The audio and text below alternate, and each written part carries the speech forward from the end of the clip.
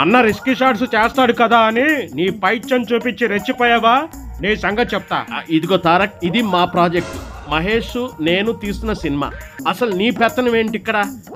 వెళ్ళి నీ పని చూసుకోపో. పని లేక కాదు నీ దగ్గరికి వచ్చింది. చేతిలో వరుసగా సినిమాలున్నాయి. ఏదో నీతో మాట్లాడాలనిపించి వచ్చాను. తెలుసులే, అన్ని పాన్ ఇండియా సినిమాలే చేస్తున్నావుగా ఇప్పుడు. నీతో వర్క్ చేసే ఆ ప్రశాంత్ నీళ్ళని కూడా ఇలాగే ఆ బుర్ర తినేస్తావా? నీకన్నా 1000 రెట్లు బెటర్ ప్రశాంత్.